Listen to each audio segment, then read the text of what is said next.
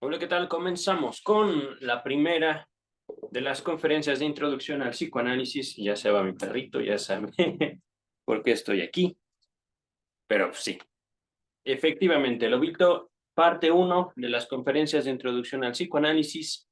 Esta primera parte tiene por título Los actos fallidos. Esto quiere decir que al menos en una serie no me acuerdo cuántas conferencias son dedicadas a los actos fallidos, excepto tal vez la primera. La primera conferencia tiene por título Introducción. Comienza el doctor Freud. Estamos en el volumen 15, página número 13. Señoras y señores, yo no sé cuánto sabe cada uno de ustedes acerca del psicoanálisis, sea por sus lecturas o de oídas, pero estoy obligado por la letra de mi anuncio, entre comillas, Introducción elemental al psicoanálisis, a tratarlos como si nada supieran y necesitasen una instrucción preliminar. Lo que sin duda puedo dar por supuesto es que ustedes saben que el psicoanálisis es una modalidad de tratamiento médico de pacientes neuróticos. Esto es importante y lo repito. El psicoanálisis fue diseñado por el doctor Sigmund Freud, por un médico, como una modalidad, como una forma de tratamiento médico. Es decir, una práctica realizada específicamente por doctores. Esto con el tiempo se transforma. Incluso el mismo doctor Freud lo ve transformarse. Les recomiendo el título, ¿pueden los legos ejercer el psicoanálisis o el análisis? Busquen este texto en Google. Es un texto de Sigmund Freud. ¿Pueden los legos ejercer el análisis? Cuando habla de los legos, no se refiere a las figuritas, se refiere, ya sé, es una aclaración un tanto estúpida y estoy jugando ahorita con el texto, estoy jugando ahorita con las palabras del doctor Freud. Los legos se refiere a gente que no es médica, a personas que no estudiaron o que no cuentan con la carrera de medicina. Ajá. Yo no soy médico, yo no estudié medicina, pero han pasado muchos años desde esta fecha. Les recuerdo, es 1916, me parece, 1916, 1915 aproximadamente, a la fecha. Continúa el texto. A tratarlos como si nada supiesen y necesitasen una instrucción preliminar. Esto ya lo había leído. Lo repito esto. Lo que sin duda puedo dar por supuesto es que ustedes saben, es decir, lo tenían por una certeza, de que el psicoanálisis es una modalidad del tratamiento médico de pacientes neuróticos. Antes de continuar, y este es un comentario ya acostumbrado en este canal, la neurosis como una enfermedad dejó de existir, no porque se haya curado de la humanidad, sino porque está fuera de los manuales diagnósticos. Vamos a continuar con el texto. Entonces puedo presentarles acto seguido un ejemplo de cómo muchas cosas ocurren en este ámbito de manera diversa y aún directamente al revés de lo que es habitual en el resto de la medicina. Miren, yo hice algo muy similar con mi libro, lo tengo allá, no lo tengo al alcance de mi mano, pero en la introducción de mi propio libro hago mención de cómo el psicoanálisis podría contrastar con la educación. Ajá. En mi introducción señalo cómo en el psicoanálisis ocurren cosas distintas que en una educación laica o religiosa. Pero ahorita el doctor va a contrastar, es decir, va a plantear las diferencias entre el tratamiento médico normal y el tratamiento médico que contempla el psicoanálisis. Dice el texto, en la medicina, la consulta normal, cuando sometemos a un enfermo a una técnica médica que le resulta nueva, por regla general, restamos importancia a las dificultades y le damos optimistas seguridades acerca del éxito del tratamiento. Entonces, está el doctor Freud hablando de una ética médica, no psicológica, y ya expondrá después la ética psicoanalítica. Pero aquí dice, si yo someto, si yo expongo a un paciente a un tratamiento experimental, se lo voy a vender. Le voy a decir, esto es lo mejor. Ha sido probado poco, pero confío en que es lo mejor para usted. Ajá. Continúa el texto. Creo que está justificado hacerlo, pues con tal conducta aumentamos la probabilidad del éxito. Dejémoslo hasta el momento, ¿vale? Dejemos que el doctor Freud se exprese, ahorita sin cuestionarlo tanto. Dice el texto, ahora bien, cuando tomamos a un neurótico bajo tratamiento psicoanalítico, procedemos de otro modo. Le exponemos las dificultades del método, su prolongada duración, los esfuerzos y los sacrificios que cuesta y, en lo tocante al resultado, le decimos nada podemos asegurarle. Eso depende de su conducta, de su inteligencia, de su docilidad, de su perseverancia. Desde luego tenemos motivos para adoptar un comportamiento en apariencia tan contrario a lo habitual y quizá más adelante llegarán ustedes a comprenderlos. Por supuesto, no pienso justificar al doctor Freud en lo dicho. Ciertamente los tiempos cambian y de hecho ahorita me viene a la memoria un texto de Jack Alan Miller acerca de los efectos del análisis, y son efectos no a largo tiempo. Algo que yo les puedo dar testimonio, no solo como analizante, no solo como analista, sino como estudiante de psicología, es que mientras yo me preparaba, me formaba como profesional en la psicología, eso es lo que decían los maestros. No, sí, el psicoanálisis tarda años en terminar, tarda años en entregar resultados. ¿Cuáles resultados? No me dijeron nunca en la universidad. Posteriormente, cuando yo conozco primero a doctores, maestros, maestras y doctoras en psicoterapia psicoanalítica, me doy cuenta de que hay algo raro, no en el psicoanálisis, sino en la psicoterapia psicoanalítica.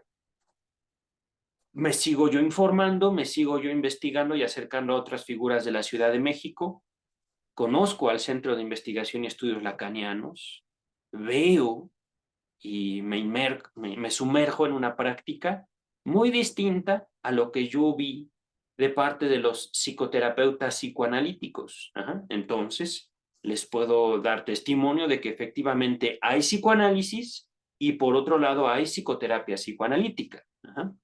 La psicoterapia psicoanalítica es una práctica en extremo complicada y podría yo decir que bastante cuestionable, en el sentido que los psicoterapeutas buscan transmitir valores a través de las doctrinas psicoanalíticas, a través de los conceptos psicoanalíticos, para procurar la salud mental de sus usuarios. El psicoanalista no. Estoy documentando y estoy no solo eso, sino fundamentando el psicoanálisis como una práctica científica, no médica, entre comillas. Ajá. El doctor Freud, en esta conferencia introductoria, está presentando lo que él llama psicoanálisis y ciertamente los fundamentos de esta práctica que yo conocí en el Centro de Investigación y Estudios Lacanianos, no como hasta donde yo supe, ninguno de los psicoanalistas del Centro de Estudios e Investigación Lacanianos tiene como carrera, como base, una formación médica. Ajá. Y sin embargo, lo que yo vi que practicaban, una práctica muy sencilla, mucho más efectiva, mucho más contundente. Ejercía efectos dependiendo, por supuesto, de la experticia, dependiendo, por supuesto, de de la misma aptitud del caso. Las características podrían ser resultados de no más de 15 minutos. Yo mismo tuve sesiones en el Centro de Investigación y Estudios Lacanianos como analizante, donde mi análisis duraba alrededor de 15 minutos, así. Y no les puedo decir, esto es lo que contrasto, la gran diferencia, cuando yo asistí, porque también asistí como, no como analizante, sino como paciente de terapeutas psicoanalíticos, salía yo más bien confundido. Yo no sabía si tenía que decir, tenía que hacer, yo no sabía si realmente someterme a lo que me decían mis terapeutas psicoanalíticos, y que en cambio con el psicoanálisis se vive una situación no tanto de confusión, es una certeza contundente, no de que el psicoanalista o la psicoanalista va a ver lo mejor para mí, ¿no? Digamos, es una contundencia al respecto del el peso de mi deseo en mi vida. Y podría darles algunos ejemplos de cómo mi analista, en una pregunta, me hacía sudar frío, me hacía temblar, pero salía yo de esa sesión conmovido. No era una cuestión de que yo salía mejor, y esto es importante. La salud mental, el valor de la salud mental, depende por completo de una moral no establecida en ningún lado, ni en la medicina, ni en la psiquiatría, por supuesto tampoco en los escritos de Freud. Freud no se preocupó, al menos no recuerdo que estos títulos alguno lo dedique específicamente a cómo procurar la salud mental de los pacientes. Ajá. Regresamos al texto, me he desviado ya demasiado. Con este propósito, entonces, dice el doctor Freud, le vamos a decir a los pacientes, pues esto que le tengo que ofrecer tiene muchas dificultades, ¿eh? Yo no se lo voy a vender, ¿no? Al contrario, no le puedo prometer nada. ¿Qué? Pero, ¿qué me quiere hacer usted, doctor? Porque yo vengo con usted para que usted me ayude. Sí, pero la neurosis, eh, aunque usted no lo crea, tiene mucho que ver con su voluntad. Tiene mucho que ver con lo que usted hace para vivir en conflicto, ya sea con los demás o con usted mismo, con usted misma. Regresamos al texto. No lo tomen ustedes a mal si al principio los trato de manera parecida a esos enfermos neuróticos. Ajá. Es decir, miren, no es mi intención ofenderlos, pero los voy a tratar como si fueran ustedes mis pacientes neuróticos. Ajá. Que por supuesto, esto se los comento, con mis pacientes, yo no les digo, tú eres neurótico, tú eres neurótica, no hace falta, no es necesario, al menos para una práctica analítica al año 2023. Ajá. Esto de la neurosis es algo, ¿cómo decirlo? No puedo decir pasado de moda, tampoco puedo decir que no es vigente, no. Cuando yo les digo, por ejemplo, que la neurosis no existe, entre comillas, es simplemente porque no existe para los médicos, para los psicólogos, para los psiquiatras, al menos no como un concepto vivo, pero sí existe en un concepto histórico. Ajá. Vamos despacito, porque acabo de encontrarme con uno de mis textos que yo creo que publicaré como a mediados de este año, un texto sobre psicología. Ajá. No me dedico tanto a hablar de neurosis, sino de la configuración política de los trastornos mentales. Ajá. Es decir, ¿a qué necesidad atiende? No de los gobiernos. Es que aquí es donde también descubro algo que vengo investigando. Los gobiernos del mundo atienden a las disciplinas académicas y las disciplinas académicas atienden a las demandas que viene de la sociedad. Entonces, Es como si yo lanzara una solicitud a un médico, ese médico pasa mi solicitud a políticos y los políticos me regresan mi solicitud a través de programas de salud mental. Ajá. Vamos a dejarlo así. Ahorita regresamos al texto, hablando de neurosis. En verdad les desaconsejo que vengan a oírme una segunda vez, dice el doctor Freud, habiendo advertido al auditorio que no se ofendan, porque los va a tratar como sus pacientes neuróticos. Les desaconsejo, dice Freud, no les recomiendo que vengan a oírme 2 veces, una segunda vez. Con ese propósito les presentaré las deficiencias que por fuerza son inherentes a la enseñanza del psicoanálisis. Y las dificultades con que tropieza quien desea formarse acerca de él un juicio personal. Les mostraré que toda la capacitación anterior y los hábitos de pensamiento de ustedes tienen que convertirlos en opositores al psicoanálisis. Y cuánto deberían vencer dentro de sí mismos para dominar esa hostilidad instintiva. No puedo anticiparles, desde luego, lo que ustedes obtendrán de mis comunicaciones en cuanto a comprensión del psicoanálisis, pero algo puedo asegurarles.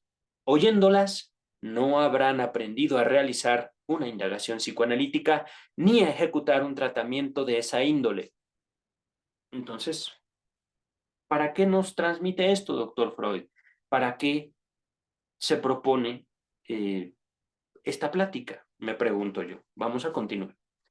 Mas si alguno de ustedes no se sintiera satisfecho con un trato pasajero con el psicoanálisis y quisiera entrar en una relación permanente con él, no solo se lo desaconsejaría, sino que directamente lo prevendría contra ello. ¡Wow!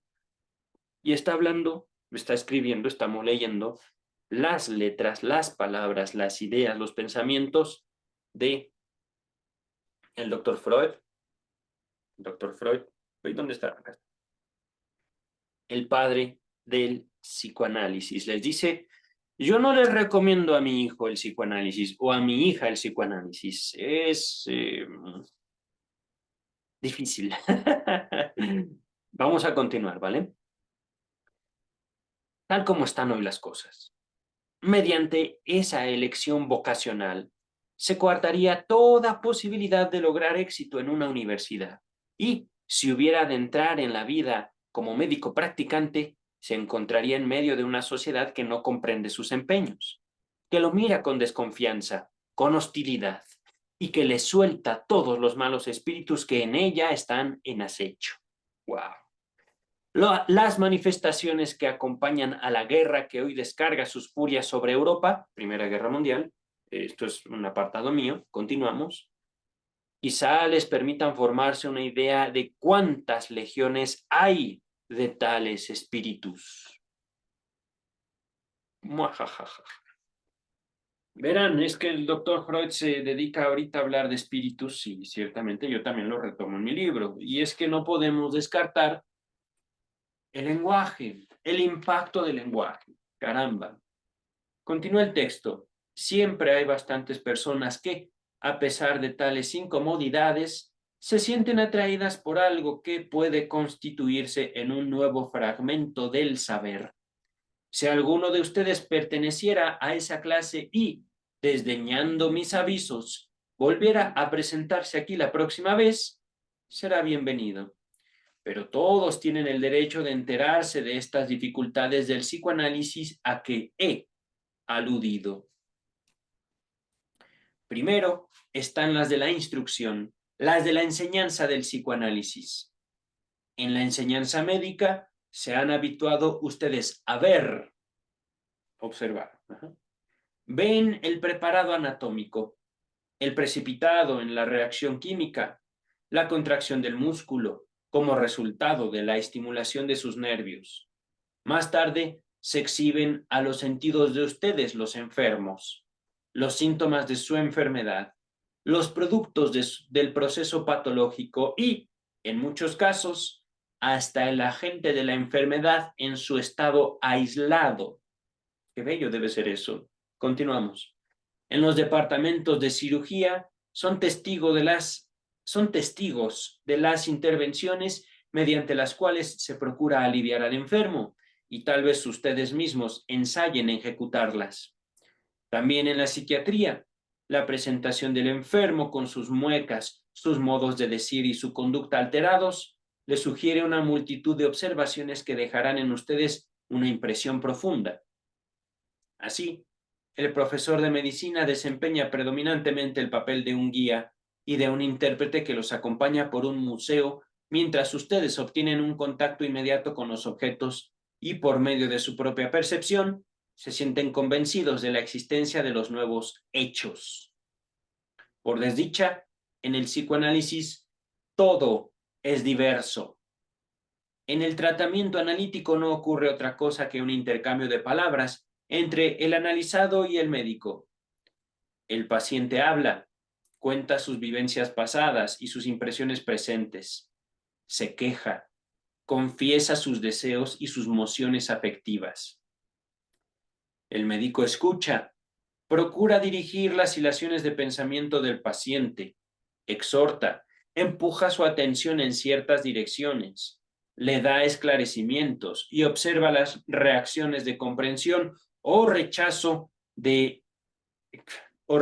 que de ese modo provoca en el enfermo. Fíjense, el enfermo no quiere pensar ciertas cosas. Esto lo observo yo. Ajá.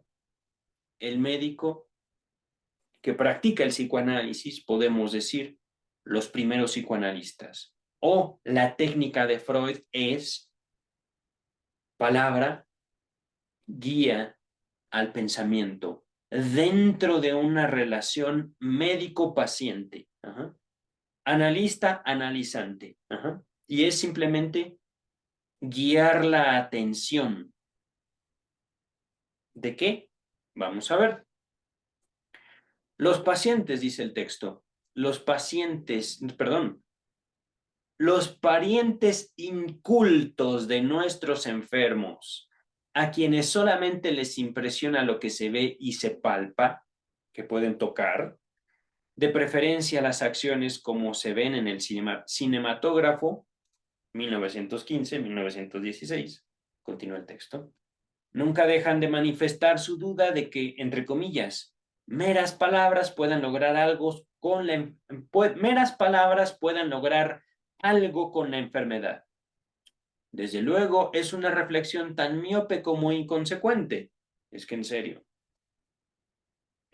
les puedo, retomando esta diferencia entre psicoterapia y psicoanálisis. El psicoterapeuta va a tratar de cambiarte, va a tratar de hacerte mejor para que tú no seas quien eres. El psicoanalista, no. El psicoanalista simplemente dirá una palabra. A veces será una palabra el análisis. A veces es un no. ¿Ven? A veces es una pregunta. Y así dirige la atención del paciente, no la suya, la del paciente hacia algo del discurso del paciente. Regresamos al texto. Desde luego es una reflexión tan miope como inconsecuente.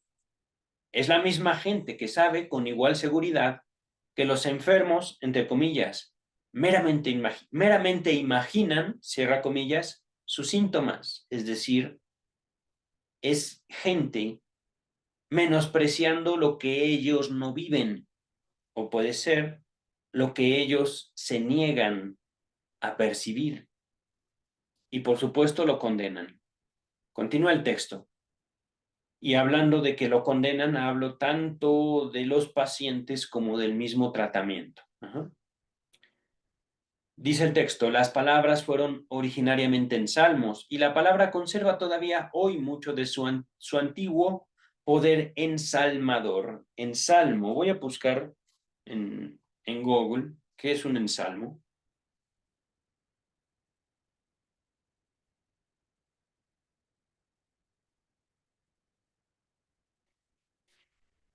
Dice el diccionario Oxford, conjunto de oraciones y prácticas curativas que los curanderos realizan para sanar a los enfermos. Palabras que sanan. Ajá. Vamos a ver, porque ahorita esto de ensalmador, al menos yo no lo viví. Ajá. Yo lo he vivido con mis propios analizantes, pero yo en relación con mi analista era una relación distinta. Mi analista fue severa conmigo y eso se lo agradezco. Ajá. Regreso al texto. Mediante palabras un hombre puede hacer dichoso a otro o empujarlo a la desesperación. Mediante palabras el maestro transmite su saber a los discípulos. Mediante palabras el orador arrebata a la asamblea es decir, al conjunto de gentes, y determina sus juicios y sus resoluciones.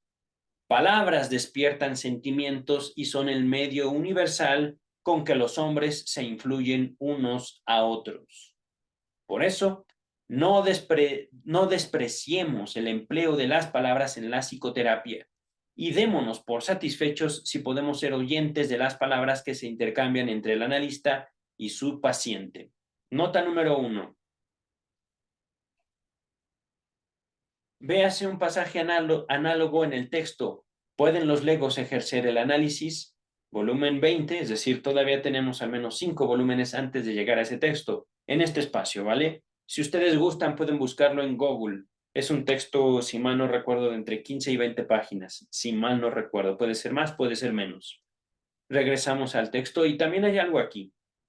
Dice el texto, literalmente, lo voy a repetir. Démonos por satisfechos si podemos ser oyentes de las palabras que se intercambian entre el analista y su paciente. Ahí no estoy de acuerdo, doctor Freud. Porque esta relación entre dos personas fundan significados. ¿A qué me refiero con esto? Yo como analista me aproximo a una persona que ya tiene en sí y por sí un conjunto de palabras para nombrar ciertas cosas que solo él o ella conocen. Ajá. Por supuesto, en esta relación de indagación, en esta relación donde el significado no es algo concreto, sino es algo subjetivo, las palabras, ¿cómo decirlo? Las palabras también se van fundando en esa misma relación. Por ejemplo, si mi analista le dijera las mismas palabras que yo escuché de ella, se las dijera a otra persona, esa otra persona no tendría toda esa carga. Por supuesto que yo viví en mi relación con mi analista. Ahorita vamos a avanzar en el texto, simplemente poniendo esa duda. No es nada más las palabras, es todo el contexto que le da el significado a esas palabras en una sola relación, la relación analista-analizante. Pero el texto continúa. Pero es que no podemos hacerlo, pues claro. La conversación en que consiste el tratamiento psicoanalítico no soporta terceros oyentes, ya les expuse sin querer el texto. No admite ser presentada en público. Desde luego, en una lección de psiquiatría, es posible presentar a los alumnos un neurasténico o un histérico. Cuenta entonces sus quejas y síntomas, pero nada más. Las comunicaciones de que el análisis necesita solo serán hechas por él, a condición de que se haya establecido un particular lazo afectivo con el médico. Ahí está, me adelanté, discúlpenme ustedes. Callaría tan pronto notara la presencia de un solo testigo que le fuera indiferente. Repito, y esto lo enfatizo yo, el paciente no diría lo que dice con su analista ante una persona que ni siquiera conoce. Ahora imagínense lo que ocurre en él o en ella cuando está frente a alguien que quiere, su padre, su madre, que quiere o odia. Ajá. Esto es importante, porque en la vida humana afectiva depositamos esperanzas en gente a nuestro alrededor. De la misma manera que nosotros somos esperanzas para ellos. Y ahorita estoy usando la palabra esperanza, pero bien podemos sustituirla por deseo. Yo deseo de otros igual que otros desean de mí. Y deseamos de todo, desde alegría, felicidad hasta muerte. Ajá. Continuamos con el texto. Es que esas comunicaciones, las del analizante, las del paciente, tocan lo más íntimo de su vida anímica, todo lo que él, como persona socialmente autónoma, tiene que ocultar a los otros y además todo lo que como personalidad unitaria no quiere confesarse a sí mismo. Dos conflictos. Yo deseo de los otros desean de mí, pero yo deseo algo de mí mismo. Es aquí donde el psicoanálisis se torna interesante. Ajá. Hace poco, por ejemplo, y por un sueño, descubro una atracción, no diré más, pero simplemente ese sueño, cuando yo sueño así, me despierto. Y no fue un sueño de angustia como que me persigue alguien, no. Fue un sueño de que, qué bonito, pero eso quiere decir que yo siento, eso quiere decir que yo deseo. Ujú. Así, lo dejamos, sencillito. Yo quiero, yo deseo. Eso puede ser lo más revelador, lo más antagónico. El conflicto que yo tengo conmigo mismo es que yo deseo. Ahorita lo estoy poniendo muy concreto o tal vez muy abstracto, pero cosas que no queremos confesarnos a nosotros mismos. Continuamos con el texto. No pueden ustedes, por tanto, ser los oyentes de un tratamiento psicoanalítico. Bravo, ahí mi doctor. Bravo. Hay algo que me pasó muy curioso. Y esto lo digo, me pasó porque fue algo que yo no descubrí hasta que empiezo a convivir con otros psicólogos, con otras psicólogas, profesionales de la psicología. Ajá. Y esto lo vivo después de mi formación como psicoanalista, después de mi experiencia en el diván, después de mi contacto y de mi relación analítica con mi analista. Los pacientes empiezan a contarme cosas que a mis colegas no. Y yo lo puedo manifestar como yo me coloco distinto frente a ellos, frente a ellas. Esto lo menciono por mi formación en psicología, teniendo conocimiento de que muchos de mis oyentes son profesionales de la psicología. Me coloco distinto al respecto del deseo que influye en la sociedad al respecto de la salud mental. Ajá. No es algo que yo busque, es algo, si pudiéramos rescatar la esencia de la salud mental, que yo asigno como responsabilidad de mis analizantes, de mis pacientes en su vida. Ajá. Y aquí hay algo paradójico, contrastante, podríamos decir casi hasta revolucionario, en el sentido que no es una invitación a aplastar la psiquiatría, no es una invitación a deshacernos de la psicología, no. Tampoco es una invitación, digamos, a abrazar el conflicto. Es una invitación a tomar nuestras capacidades creativas. Es una invitación a reírnos de nosotros mismos. Es una invitación no a la felicidad, no a la satisfacción, simplemente a dinamizar nuestro deseo. Ahorita lo puedo plantear así. Vamos ahorita a continuar, ¿vale? Solo pueden oír hablar de él. del tratamiento psicoanalítico y tomar conocimiento del psicoanálisis de oídas, en el sentido estricto de la palabra, es decir, ahí, en esa relación donde surgen y se construyen palabras, donde empieza el sujeto deseante a adquirir nuevos significados para sí mismo, para sí misma, no se trata, digamos, de una autoayuda en el sentido social de la palabra. Es una confrontación con uno mismo. Y una confrontación no en el sentido de tengo que ser mejor, es darnos una probadita a nosotros mismos de nuestro deseo. Y nuestro deseo no es socialmente constructivo.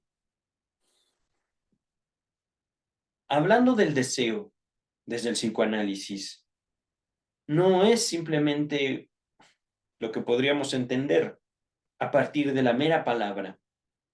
Es algo vivo, es algo multidimensional, es algo que nos jala en dos direcciones, es algo que nos atropella, es algo que nos cambia. Vamos a continuar con el texto, ¿vale? No quiero desviarme demasiado. Esta instrucción de segunda mano, por así decir, los pone en una situación por completo insólita para formarse un juicio. Casi todo depende, es evidente, de la fe que puedan ustedes prestar al informante. De la fe. Doctor Freud, está usted jugando con su auditorio, ya lo vi. Recordemos, es que el doctor Freud no fue a... A veces pareciera que en este texto, en esta conferencia, quiere echarle tierra al psicoanálisis. Lo siento, doctor Freud, ya no puede. Y es que en serio, pasó de la medicina ahora a mencionar literalmente la fe. Continúa el texto. Figúrense ustedes que no han concurrido a una conferencia de psiquiatría, sino a una de historia, y que el conferenciante les cuenta acerca de la vida y de los hechos bélicos de Alejandro Magno. ¿Qué motivo tendrían para creer en la veracidad de sus comunicaciones? Primero, la situación parece todavía más desfavorable que en el caso del psicoanálisis, pues el profesor de historia asistió tan poco como ustedes a las expediciones guerreras de Alejandro. El psicoanalista por lo menos les informa de cosas que en que él mismo ha participado. Pero entonces hay que considerar aquello que confirma lo que el historiador dice. Puede remitirlos a ustedes a los informes de autores antiguos que fueron contemporáneos de los acontecimientos o estuvieron muy próximos a ellos. Vale decir, a los libros de Diodoro, Plutarco, Arriano, etc. Puede presentarles reproducciones de las monedas o estatuas conservadas del rey y hacer circular entre los presentes una fotografía del mosaico pompeyano que representa la batalla de Isos.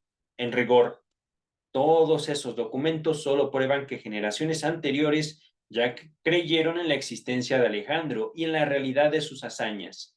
Y en este punto podría recomenzar la crítica de ustedes.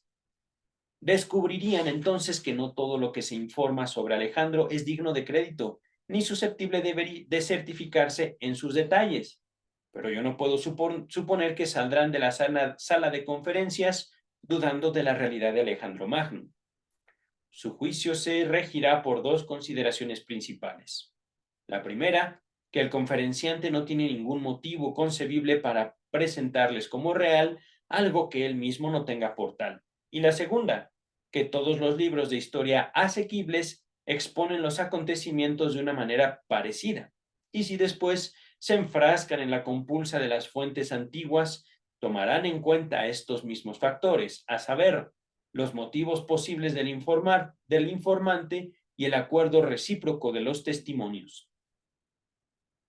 El resultado del cotejo, la comparación, será sin duda tranquilizador en el caso de Alejandro, pero es probable que no ocurra lo mismo si se trata de personalidades como Moisés o Nimrod.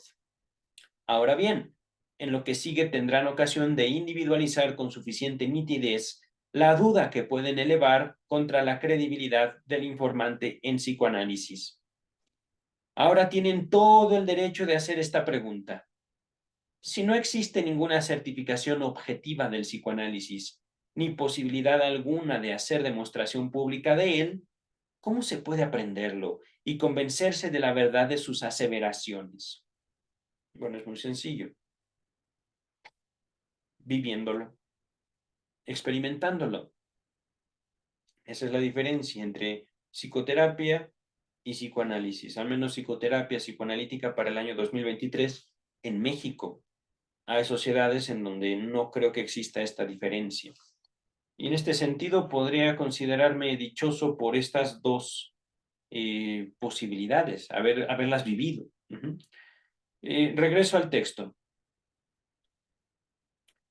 Ese aprendizaje no es en realidad fácil, ni son muchos los hombres que lo hayan hecho en regla, pero desde luego existe un camino transitable. El psicoanálisis se aprende primero en uno mismo, por el estudio de la personalidad propia. No coincide esto en un todo con lo que se llama observación de sí, pero sí es preciso puede subsumírselo a ella, sometérselo, compararlo. Ahorita vamos a ver qué quiere decir la palabra subsumir. No es un verbo que yo utilice.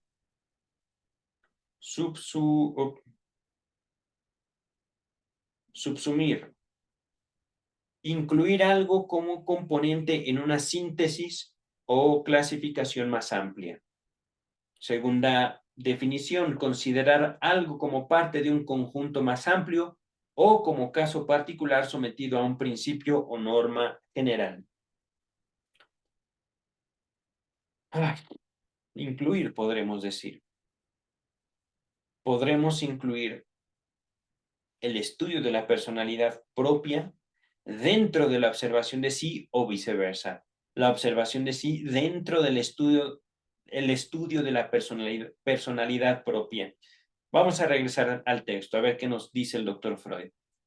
Existe una serie íntegra de fenómenos anímicos harto frecuentes y de todos conocidos que, tras alguna instrucción en la técnica, pueden pasar a ser objeto del análisis en uno mismo. Por esa vía se obtiene la buscada convicción acerca de la realidad de los procesos que el psicoanálisis describe y acerca de lo correcto de sus concepciones. De todos modos, los progresos alcanzables por este camino encuentran límites precisos. Más lejos se llega si uno se hace analizar por un psicoanalista experto, si se vivencian en el yo propio los efectos del análisis y se aprovecha esa oportunidad para atisbar en el analista la técnica más fina del procedimiento. Desde luego, este excelente camino es transitable en cada paso por una persona individual, nunca para un curso entero. Un curso, entiendo esa palabra curso para un grupo. Y fíjense, esto es curioso. Ahorita, por el estudio que hago sobre la psicología, en relación, por supuesto, no solo al psicoanálisis, sino a los estados. Básicamente, cualquiera que se somete a un plan de estudios podría adquirir su título, básicamente. Simplemente habrán que dedicarle un tiempo, prestarle atención, someterse al plan de estudios. Pero el plan de estudios, obtener una calificación, necesariamente implica un conocimiento, ¿no? Literalmente, solo demuestran al someterse a un plan de estudios que pueden someterse y al exponer los conocimientos que los han, ¿cómo decir?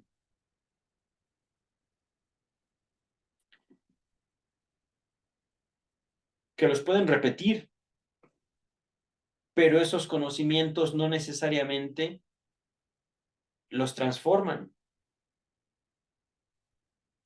Voy a avanzar con el texto. Aquí con los transforman. Es que ¿de qué se trata? Me pregunté.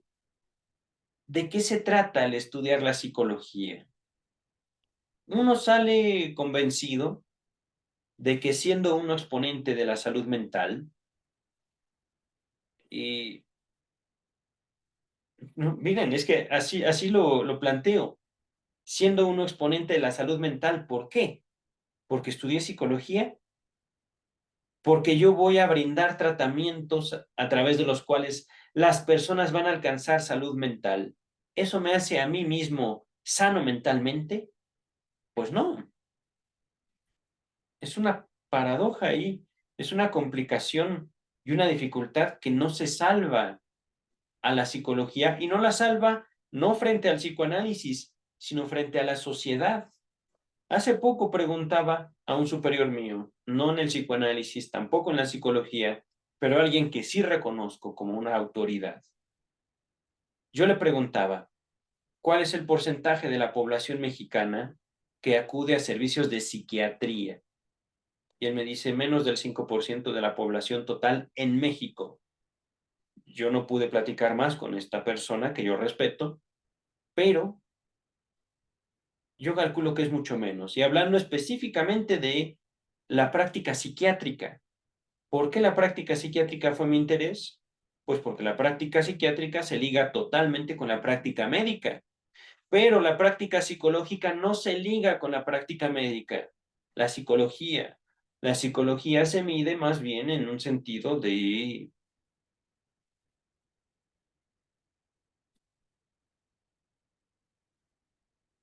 lazos, lazos que pueden tender un profesional o una comunidad de profesionales con otras asociaciones. He ahí el secreto de la psicología en el sentido de su, ¿cómo decirlo? Su potencial. Y es un potencial que realmente no es explotado. Voy a avanzar en el texto porque no me quiero detener demasiado en esto. Es que a eso me lleva esta frase. ¿Puede este camino excelente, vivir el psicoanálisis, ser transitado en cada paso para una persona individual, nunca para un curso entero, nunca para un grupo? Ajá.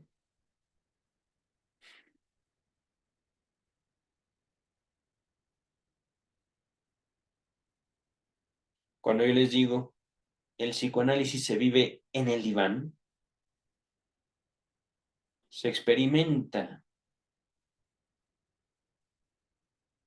porque ahí ocurren tantas cosas y solo en palabras. Continuamos con el texto, ¿vale? Hay una segunda dificultad en la relación de ustedes con el psicoanálisis de las que yo no puedo hacer responsable a este, es decir, al psicoanálisis, sino que debo achacarla a ustedes mismos, mis oyentes, al menos en la medida en que hayan cultivado hasta ahora estudios de medicina.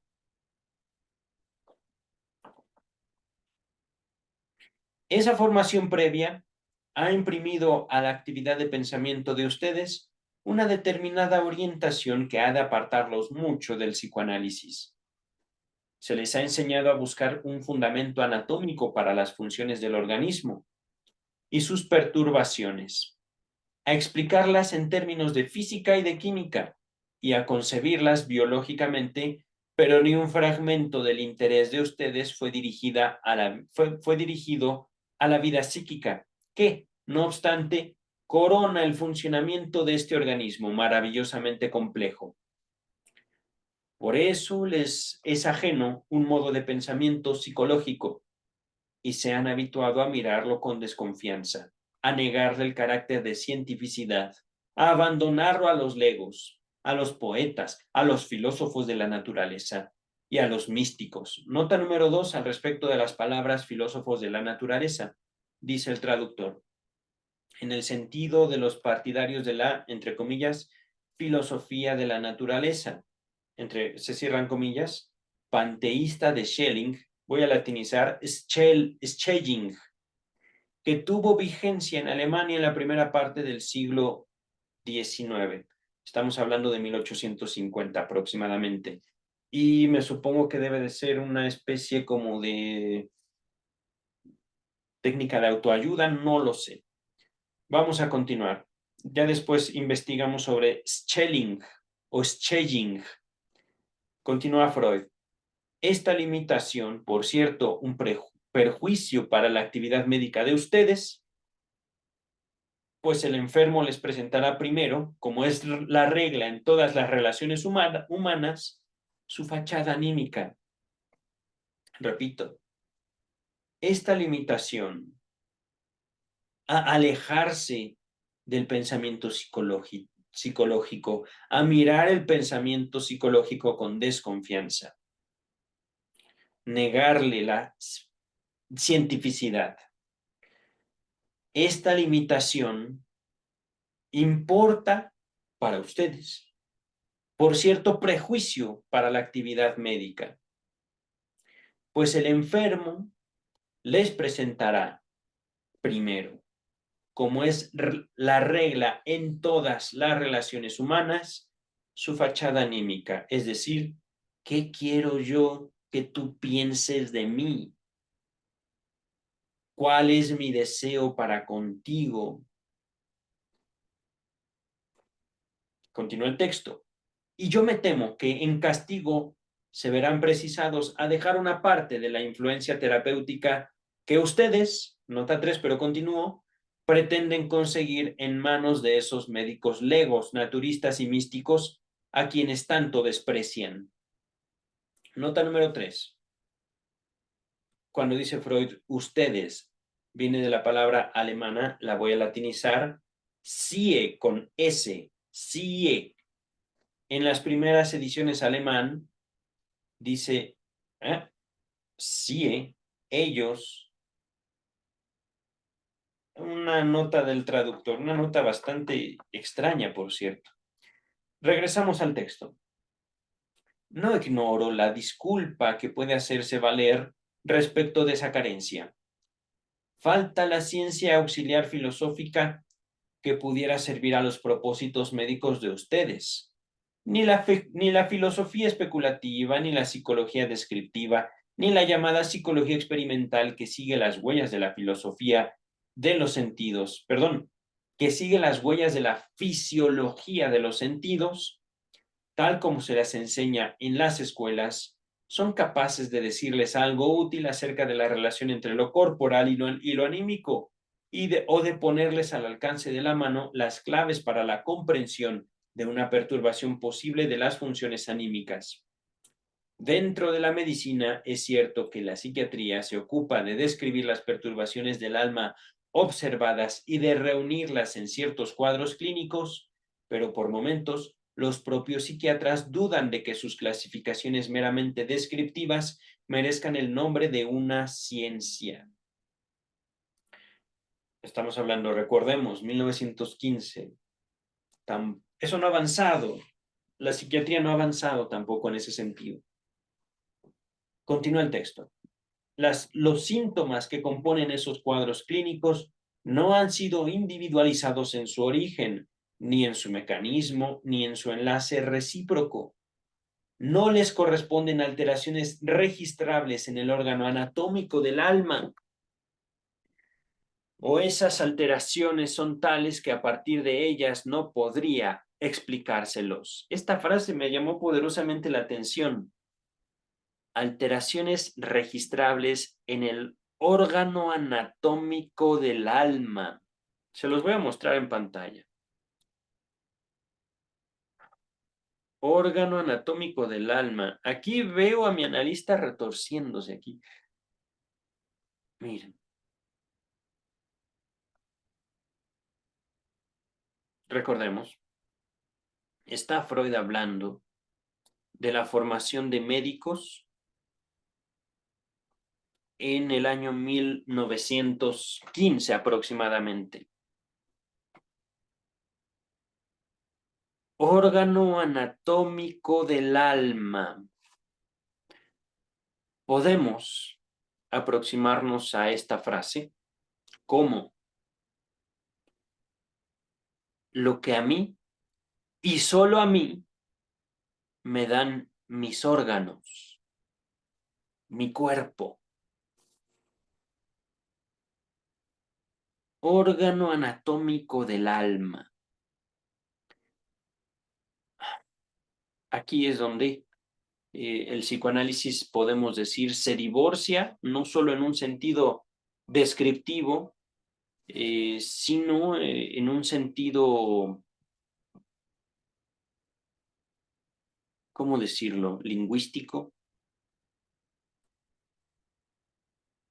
tanto de la psicología para el año 2023 como de la medicina, para inaugurar un campo de lo subjetivo, órgano anatómico del alma. La medicina dice, bueno, el estómago sirve para digerir los alimentos, para esto. Ajá. Lo estudiamos, lo tenemos científicamente comprobado. Eso dice la medicina. Pero yo digo que el estómago me sirve para que mi mamá me sobe mi pancita cuando yo me enfermo. Para eso sirve el estómago. Y díganme, médicos, díganme que estoy equivocado. Que un estómago sirve para digerir alimentos, para disolverlos, no sé. No soy médico, repito. O bien, yo digo que, bueno, la medicina podría decir, un ojo sirve para recibir los estímulos lumínicos, pero yo puedo decir que mi ojo me sirve para ver a mi vecina. ¡Pum! ¿Y a dónde voy con todo esto? Es sencillo.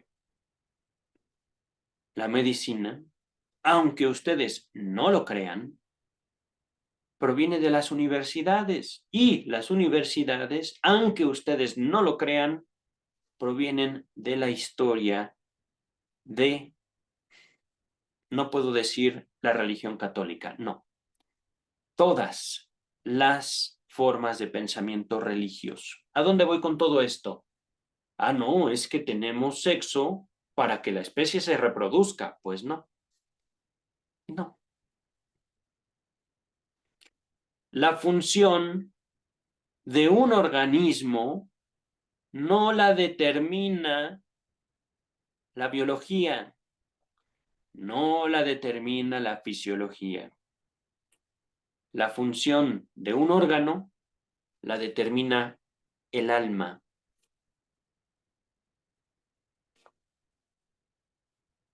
Es decir, la subjetividad.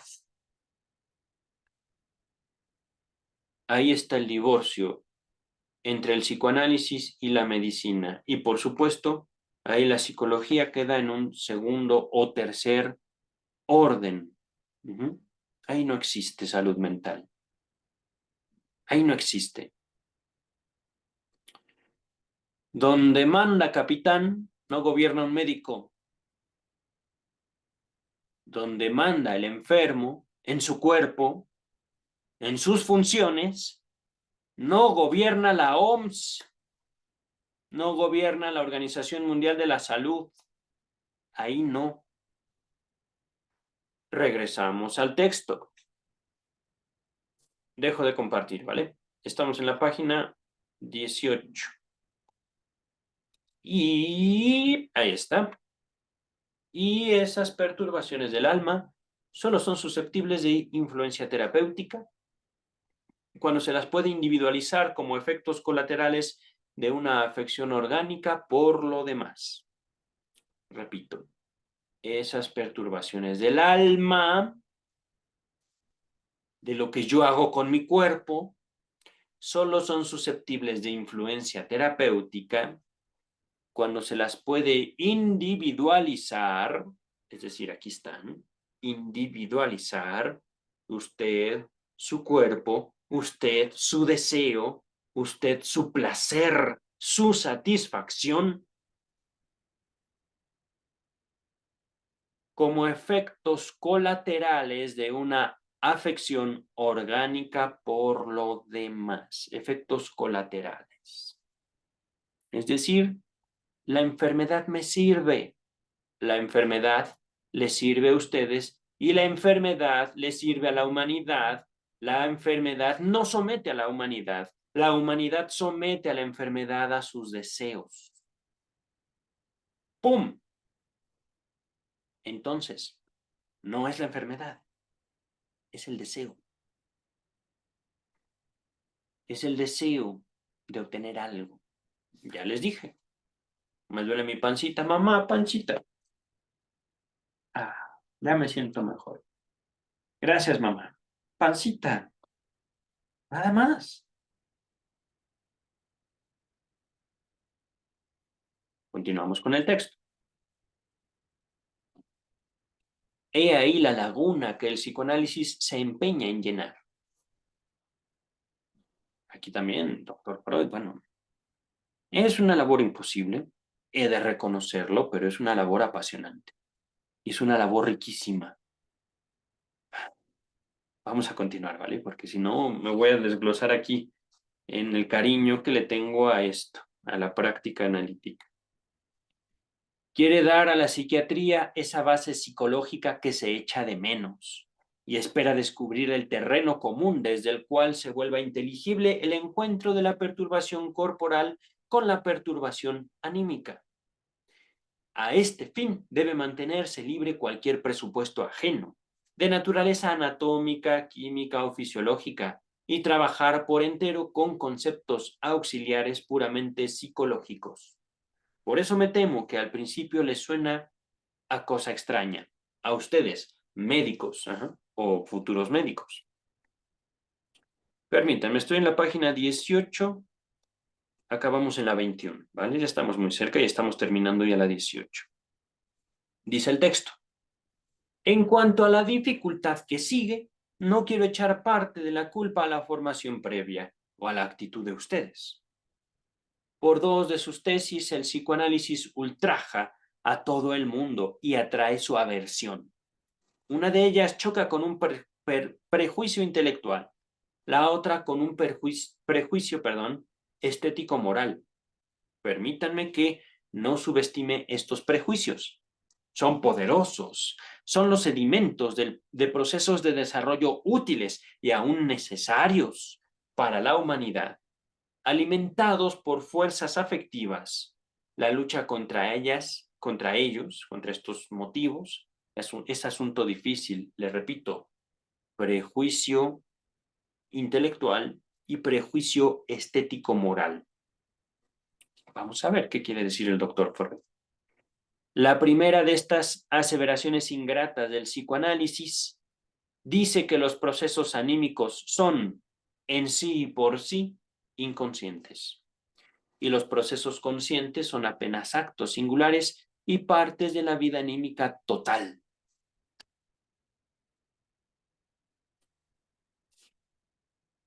Es decir, la psicología no es la conciencia. La conciencia es, en el mejor de los casos,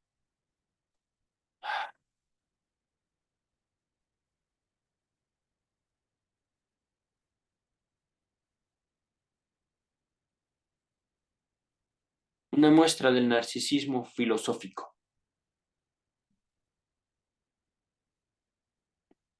Pero ciertamente,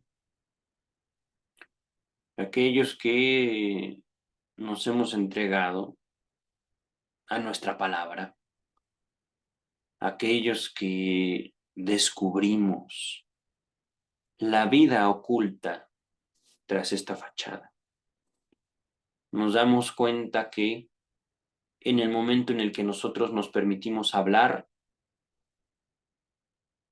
podemos ser. Y que este ser no tiene nada que ver con asertividad, nada que ver con planeación, nada que ver con salud mental, nada. Regresamos al texto. Recuerden ustedes que, por el contrario, estamos habituados a identificar lo psíquico con lo consciente. Es decir, hay que estudiar para ser un hombre bien, un hombre de bien. Hay que someterse a las autoridades para tener una buena vida. Pobres autoridades, ciertamente. Y no lo digo en un sentido irónico, sarcástico, no.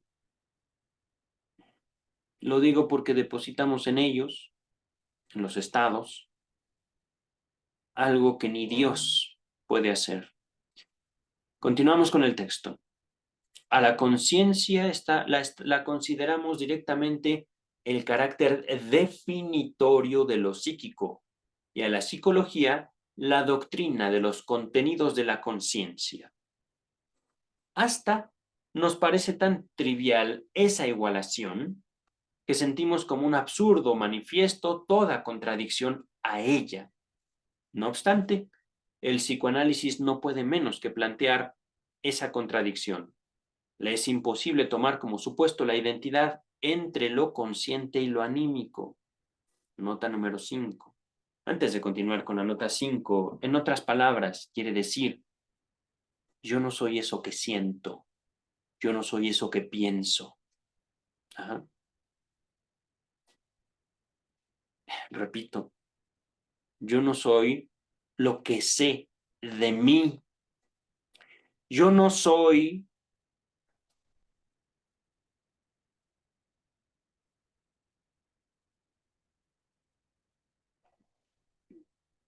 yo no soy lo que deseo. Yo soy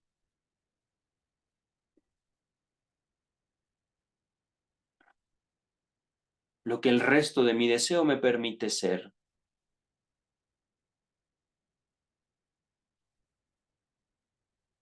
Esto es fortísimo para mí. Yo deseo, por supuesto. El psicoanálisis no quita los deseos, no los cancela. Yo deseo. Y ese es el punto de mi sueño. Yo deseo. Y eso resulta tan perturbador, tan revelador para mí, que me despierta así, que me quita el sueño. Yo deseo un chocolate, un helado, un vaso de agua, una compañía particular.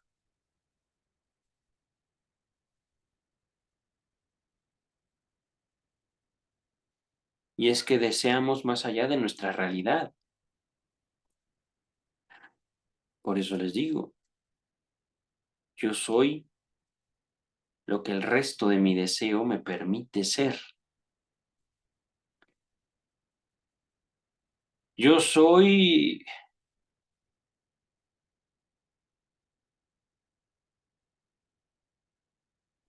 aquel resto de sustancia que queda entre la ficción de mi deseo y la realidad.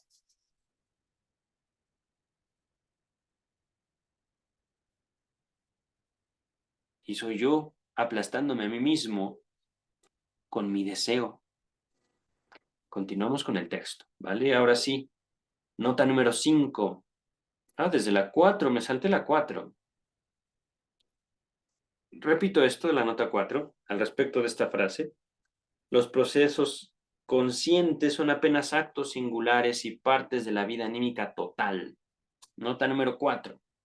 Destaquemos desde ya que en alemán las palabras, voy a latinizar, unbewusst, estoy leyendo la W como boost, unbewusst, que quiere decir inconsciente, y bewusst, consciente, tienen una forma gramatical pasiva y en realidad un sentido pasivo. En inglés las palabras conscious y unconscious pueden ser utilizadas en forma pasiva, pero con igual frecuencia lo son en forma activa. Así en inglés se diría, I am conscious of a pain of my toe. Literalmente, soy consciente de un dolor en un dedo mío del pie. O otra frase en inglés, he was unconscious of his hatred. Él era inconsciente de su odio. En alemán, en cambio, lo habitual sería decir que el dolor es consciente y el odio es inconsciente. Y este es el uso adoptado comúnmente por Freud. El odio es inconsciente, es decir, el sentimiento, pero en el sentido que yo me coloco frente a mí mismo, mientras que el sentimiento que me coloca frente a mi cuerpo, es que me quedé pensando, odio, el odio no es algo socialmente aceptado. Ajá. Decimos amor, qué bonito, todos queremos amar, pero odiar, no, no, no. Odiar es malo, ¿no? Y esto va más allá de los valores cristianos. Pero regresamos al texto, ¿vale? Les iba a compartir la nota 5 al respecto de esta frase. Le es imposible tomar como supuesto la identidad entre lo consciente y lo anímico, es decir, comúnmente pensamos que somos lo consciente, somos lo que pensamos de nosotros mismos, ajá, digámoslo así. Dice la nota 5, esta cuestión se examina extensamente en el trabajo de Freud sobre lo inconsciente. Ya lo leímos, se los dejo en la descripción. Regresamos al texto principal. Su definición de lo anímico dice que consiste en procesos del tipo del sentir, el pensar, el querer, y se ve obligado a sostener que hay un pensar inconsciente, hay un querer inconsciente. Pero con eso se ha enajenado la simpatía de todos los amigos de la ciencia, de la cientificidad sobria, y se ha hecho sospechoso de ser una fantástica doctrina esotérica que querría edificarse en las tinieblas y pescar en río revuelto. ¡Qué bello! Desde luego que ustedes, mis oyentes, no pueden todavía comprender todo el derecho que me asiste para tachar de prejuicio un enunciado de naturaleza tan abstracta como, entre comillas, lo anímico es lo consciente.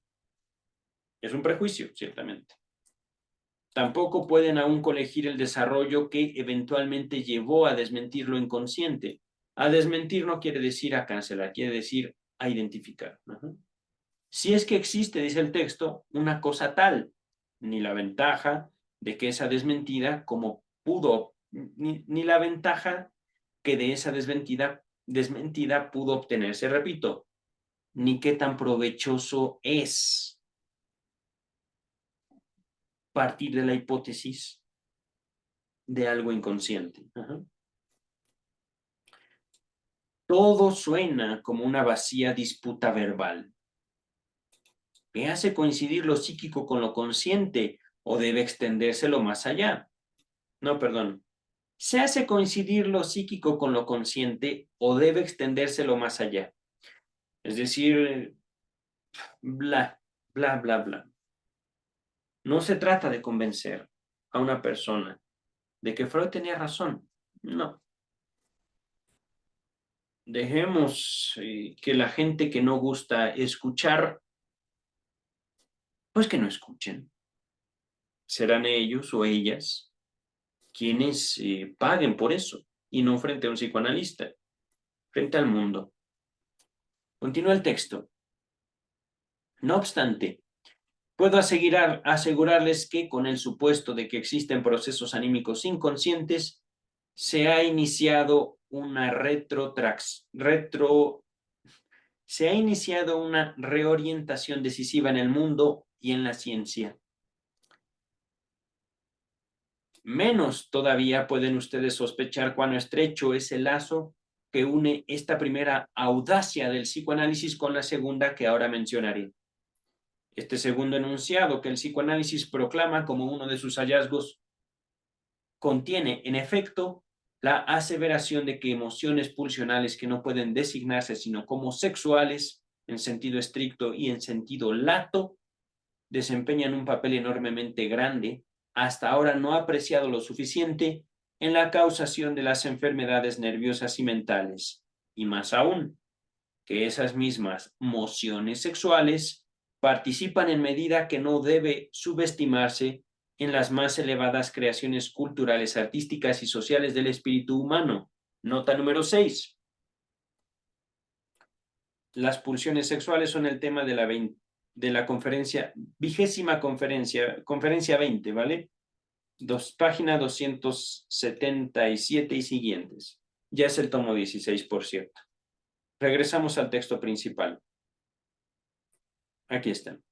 Según mi experiencia, la repulsa por este resultado de la investigación psicoanalítica es la fuente más importante de la resistencia con que ella ha chocado.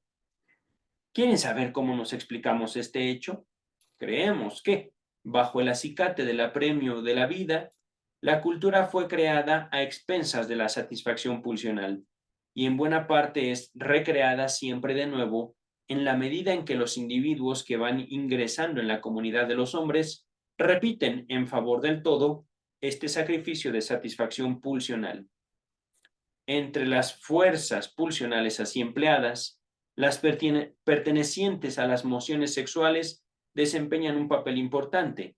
En este proceso son sublimadas, vale decir, desviadas de sus metas sexuales y dirigidas hacia otras, que se sitúan socialmente en un plano más elevado y ya no son sexuales. Pero esta construcción es lábil, es decir, flexible.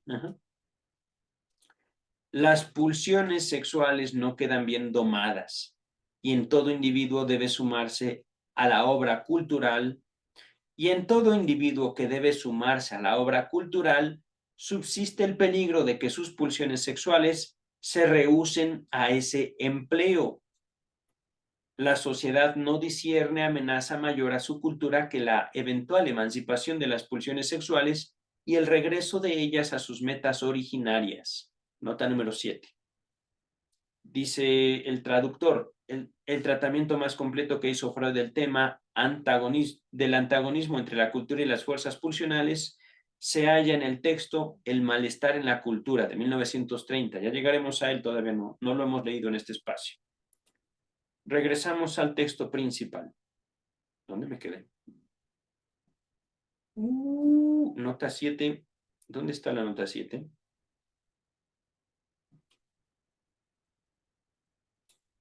Aquí está. Voy a repetir esta frase. La sociedad no discierne amenaza mayor a su cultura que la eventual emancipación de las pulsiones sexuales y el regreso de ellas a sus metas originarias. Por eso no gusta de que se le altere sobre esa delicada pieza de su basamiento. No tiene interés alguno en que se reconozca la fuerza de las pulsiones sexuales y se ponga en claro la importancia que la vida sexual posee para los individuos. Más bien, con propósito pedagógico, opta por desviar la atención de todo ese ámbito. Por eso no soporta el mencionado hallazgo de la investigación psicoanalítica y daría cualquier cosa por ponerle el marbete de repulsivo en lo estético, de vituperarle en lo moral o de peligroso. Pero nada puede hacerse con tales objeciones contra un hallazgo del trabajo científico que se supone objetivo. Si es que ha de expresarse en voz alta esa contradicción, debe transponérsela al ámbito intelectual. Ahora bien, es propio de la naturaleza humana el inclinarse por tachar de incorrecto algo que no gusta, y después es fácil hallar argumentos en su contra. La sociedad convierte entonces lo ingrato en incorrecto y pone en entredicho las verdades del psicoanálisis con argumentos lógicos y fácticos, pero lo hace a partir de fuentes afectivas y sostiene estas objeciones en calidad de prejuicios contra todo intento de réplica. Ahora bien, nosotros, estimadas señoras y señores, podemos decir que, cuando formulamos ese enunciado que se nos objeta, no perseguíamos ningún propósito tendencioso. No quisimos sino expresar algo que pertenece al orden de los hechos y que, mediante un empeñoso trabajo, creímos haber reconocido. Y ahora exigimos también el derecho de mantener lejos del trabajo científico la injerencia de tales prevenciones prácticas, y ello incondicionalmente, aún antes de que hayamos averiguado si se justifica o no, se justifica el temor que pretende dictárnoslas. Muy bien. Oh, mi perrito está soñando, brinco. Pobrecito. Muy bien. Esas serían algunas de las dificultades que les saldrían al paso si ustedes se ocuparan del psicoanálisis. Quizás es más que suficiente para empezar. Si pueden sobreponerse a la impresión que ellas les han causado, habremos por nuestra parte de continuar. Qué curioso. Y digo curioso que este texto me recordó mucho a mi propio libro, la primera parte, al menos la introducción, o el capítulo 1. Vamos a cerrar aquí. Ya finalizó la primera conferencia. Nos vemos para la segunda conferencia, que ahora sí tiene por título Los actos fallidos. ¿Se ve el lobito? Ya saben que nos vamos de paseo. Y estoy viendo cómo se oscureció ya. Estaba iluminado tanto por un foco como por la luz del sol. Ya se oscureció afuera de mi casa. Contaré con otra iluminación para el próximo video. Cuídense mucho.